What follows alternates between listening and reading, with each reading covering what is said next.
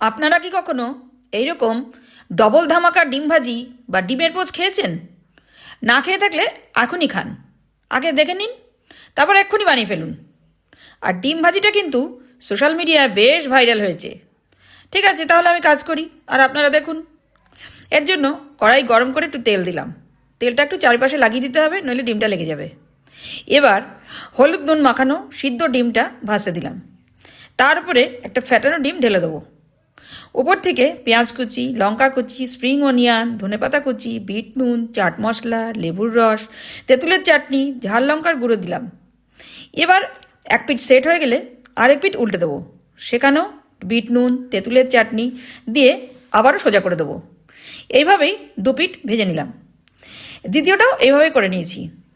এবার প্লেটে গার্নিশিং করছি, দেখুন। দুটো ডিমকে মাঝ বরাবর কেটে নেব।